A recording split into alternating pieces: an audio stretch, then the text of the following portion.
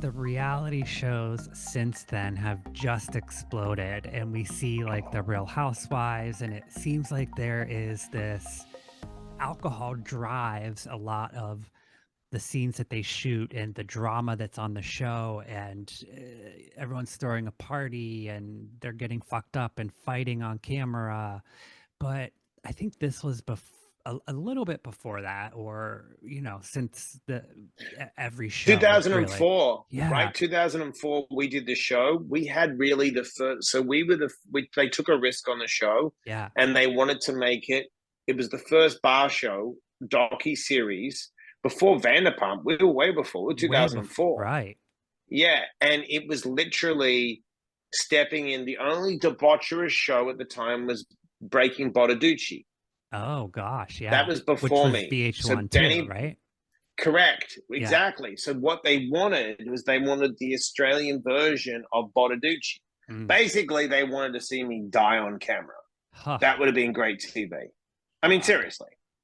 They didn't, there was no, I mean, you had Tom Sizemore, unfortunately, who died just recently, Yeah. his show. So they wanted the train wreck. And They here's the they were driving irony. this Yeah. train Oh, wreck yeah, yeah. in this They, oh, party. no, no. They Yeah. wanted the wheels to fall off. They didn't Yeah. want me. But here's the crazy thing. So now I'm on the show Intervention on A&E, Yes. right? And here's the crazy thing. In 2003, they started shooting Intervention. I think Ken Seeley, the legend, was the Yeah. first, right? Yeah. I was shooting my VH1 show as a complete fuck up while they started Intervention. Right. Now, 17 years of sobriety later, I'm on Intervention Wow. helping people. Like, how crazy. You couldn't script that. I am in awe because I'm such a fan of that show, and that It's show so played a great. part in my sobriety. And when we set up this interview and I realized that you are an interventionist on that show, I mean, my jaw hit the floor. So, what has that experience been like to solidify your own sobriety? I think sometimes people don't realize, those of us who help tell stories of other people and have a small part in other people's sobriety, we're still working on ourselves each day as well. So how has that experience been for your own recovery? It's so special that you said that. And you know what's really interesting, what I learned? So, my life's been very strange. Like, I get these opportunities, and the universe tests me to see if I'll do the right thing. Yeah. So, I was actually doing stand up comedy, and I got a big agent at Gersh. And I turned to my sponsor and I said, I can't do this. He said, what do you mean? I said, I can't actually do this. He said, what do you want to do? I said, I got to go and help people. He said, okay. So there was an agency, two agencies in LA at the time. This is back in, God, well, I was helping people do interventions before then, like 2010 myself, but Yeah. I got hired by these two agencies as their guy, like go out and find people and do interventions, right? And I'll be honest, like part of me, which I think is, I don't want to go into dangerous territory.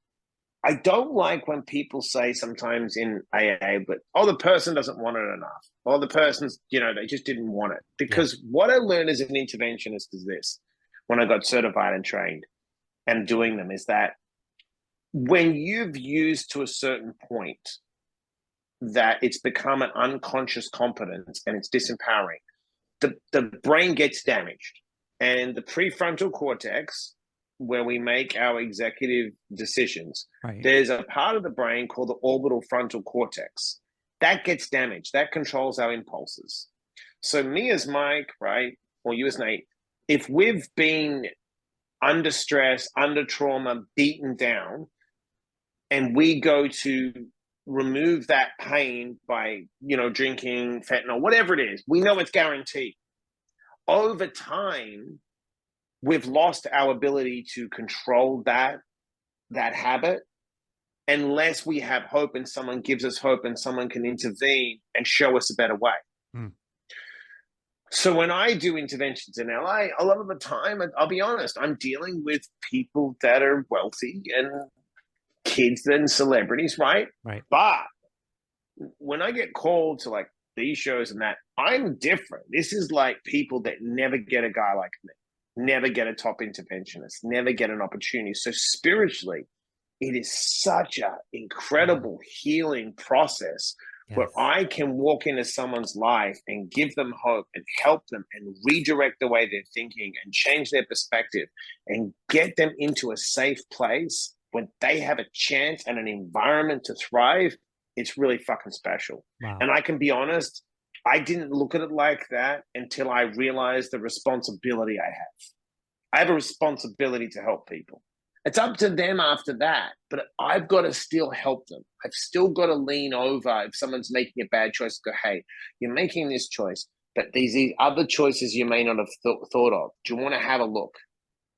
You know what I'm saying? So it's a very special healing, and it's also a healing moment for the families, because I can sit families down, I can explain the disease, I can explain dysfunctional family systems, I can explain that the addict is not actually choosing this in a way that they don't know any better. Right. And we can write beautiful letters that a lot of people don't want to talk about, but they can put it down, what they really feel and how they love the person. Yes. You know what I mean? And Yes. that can shift someone. That it's such a healing for me, loving experience to be So able powerful. to, you know what I mean? Bring Yeah. people together.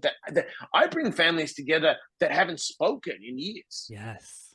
and they heal. And then the beautiful thing is, and I explain to them, is addiction is a family disease. Everyone now can go and help themselves and help the other, but help themselves.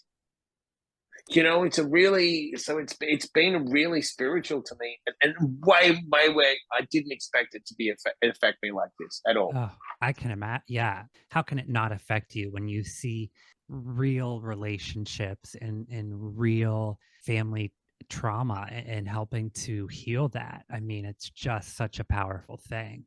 From an interventionist standpoint, there's also the television aspect of it. So, how much of it is you and bringing your own tools and resources, and how much is it the producers trying to have a hand in All that or us. helping you script things? No, Or it's all us. is it okay? Good. It's all us. Yeah, it's the show is not fake at all. Yeah. It's they don't mess around. Like you don't like this. It's a show. It's not a reality show in that Yeah. sense. It's nothing that it's put it this way.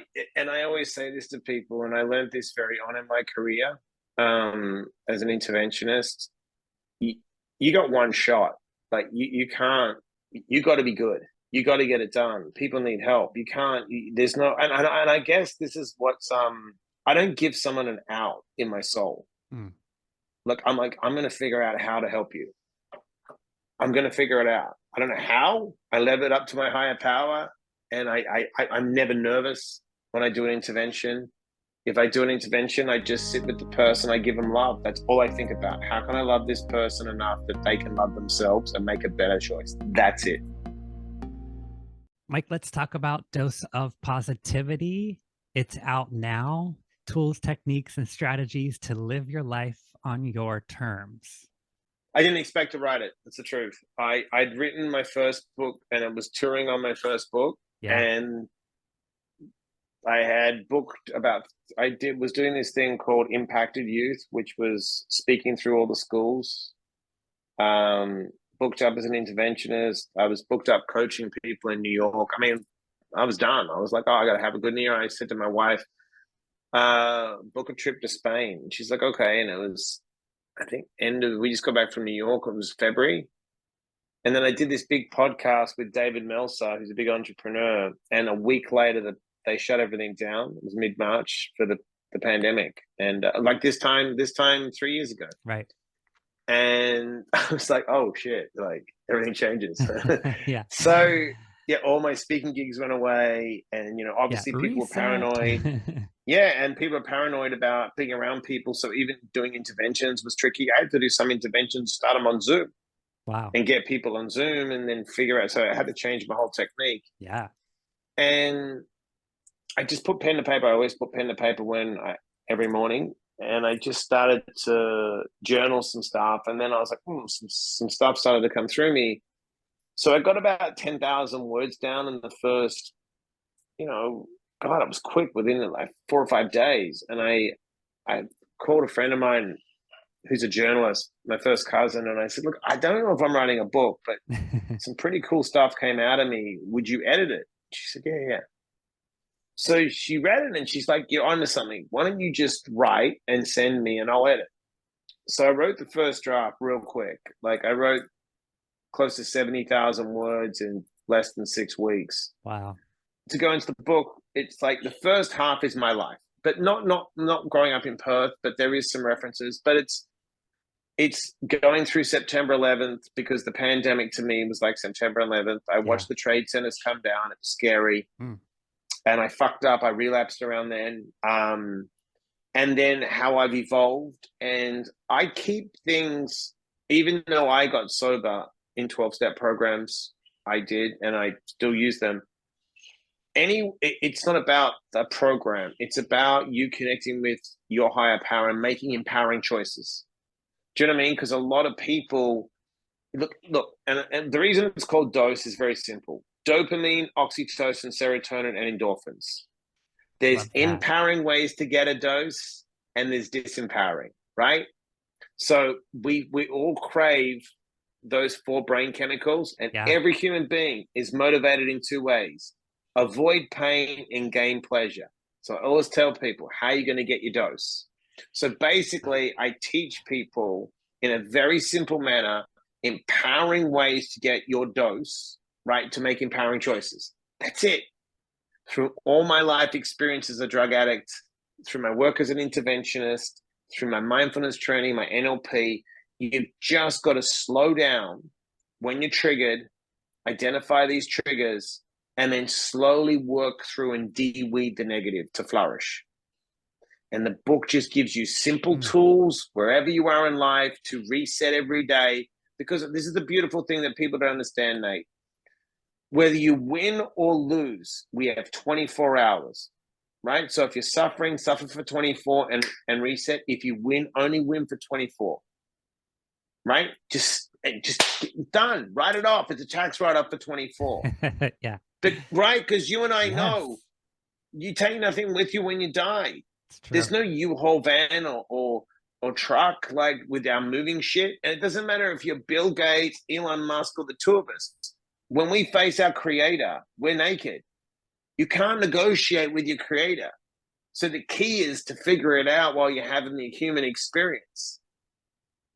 And we all know it doesn't matter what we look at life. The only reality, Nate, is me sitting on a podcast with you right now. That's it. That's so true. Nothing else fucking matters. And like I tell people, everyone has suffered trauma. Everyone has their own experience with trauma.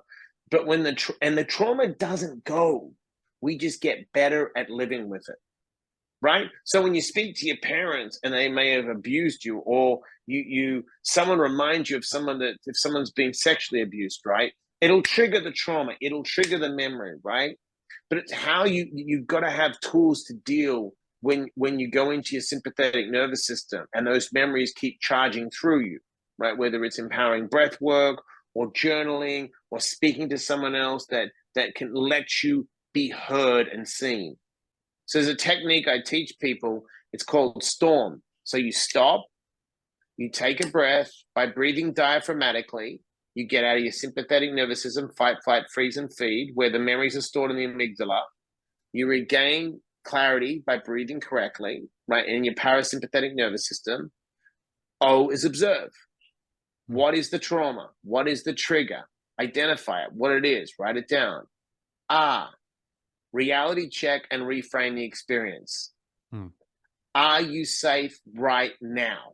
Yes, I'm sitting on a podcast with Nate, for example, right? Yeah. I have been triggered by maybe something he said, or he played some music, right? Whatever it is. Yeah. Okay. So now you're reframing and getting the reality check in the moment. And you know that you're not being abused this second, right? And make the change and move forward, right? So you stop, you take the breath to reframe, you observe, you have the reality check, you reframe the experience in real time, and then you make the change to move on. And it's just practice. If you get used to doing that, guess what? You get comfortable with the trauma. it's not, I'm not being attacked right now. Yeah, that reframe, Right. the R, I think It's that can make huge, the right? difference. Yeah, reframing. Yeah. Where are we Reframing it. now? Yes. Right. Reality. Reframing reality check right now. Real Yes. time. Like I am sitting in, it's like when someone cuts you off on the freeway, right? Yeah. You get that shot through your body, right? Yeah. And what happens to most people is they don't know how to get out of fight, flight, and freeze, and they don't come down. They chase the person 10 exits. Then all day, their whole day is controlled by that person that cut them off on the freeway. So I tell people, think about this. Do you think that person that cut you off got up in the morning, tried to figure out on a GPS where you'd be at 9:30 or 6:30 or whatever, and said, I'm gonna fuck Mike Diamond's day up. Yeah. I'm gonna figure out, right? No one has that He much doesn't time. give a shit about you. Right. And that's another thing that I've learned to do, which changed my life, is that people that have harmed me in the past, it was generational trauma, right? Generational abuse and generational dysfunction, that they never had the tools I had to work on themselves, to know how to manage their state, right? So when they were triggered, they just acted out in fear and anger because they never had the ability to know themselves. And there wasn't a lot out there back then. There wasn't books like we can read now. Right. You know, when you look back in the 60s and 70s, it was craziness the way they were parenting. But I went to school where you could hit a kid, teacher could beat the shit out of you, and the Yeah. parent would say, well, what'd you do wrong? Right? Yeah. You could scream at kids. So it's like when I look now, I'm not triggered by that anymore. I'm not traumatized by that anymore because I'm like, well, they didn't know any better. I do. So what I'm going to now, if I let that affect me, then that affects everyone I attack or go near. Because why? A sick person acts in a sick way. Mm. A healthy person who is healed can be healthy and heal others. Right? So I don't download all that was downloaded onto my son. I don't scream at him. The other day I was messing with my son and I gave him a little shot in the leg. Yeah. Just mucking around. He's like, that's too rough, Dad. You don't do that. I'm like, what? I got the shit beaten out of me, right? He doesn't know that. I don't yell around him. I don't beat him. I don't scream at him. And I became a transitional character. I broke away, became the black sheep, and then rewired my subconscious mind because it was the software that was downloaded on me. It was fucked up. It was faulty. Mike, I usually like to end with some takeaways or some tangible things for the listeners, but I want to switch it up today from an interventionist standpoint. And if we have family members listening who are struggling with loved ones who are in the throes, what are a few steps they can take to start to, realize, to start in the direction of helping their loved one? Well, first of all, we all know deep down, and this is what a lot of people love and enabling are two different things. Loving unconditionally to someone and saying, well, I don't want to see them homeless, so I'm allowing them to use drugs or act a certain way in my house. That's enabling. That's not loving them. Because if someone's doing something harmful to themselves, loving them is setting a boundary and helping them make a better choice. So the first thing is we have to identify what is the person doing, what are they doing, and be honest. Is it destructive? We all know if you're drinking and driving and smashing your car up, and there's never a need to snort cocaine. There's never a need to smoke meth. There's never a need to take fentanyl. There's never a need to take oxy. Now, oxy and fentanyl prescribed if you are going through massive amount of pain or cancer. We both know, go to a physician and get it done. But if you're taking massive amounts of prescription drugs and doing stuff, it's the responsibility of the loved ones to say, okay, we have to set a boundary and draw a line. That's when you've got to call there's resources. People like me, interventionists, you need to call for help, whether it's an addiction specialist or a counselor. You need to get out of your own ego and say, I need help. First thing to do, ask for help. Then the second thing is, when you get the help, take their advice, because it's gone too far. Once it's crossed over and you've lost control of someone, or they're losing control, and there's enmeshment and no boundaries, you need to step back and let a professional come in. And I'm going to tell you what is right, not what you want to hear, in a loving, compassionate way.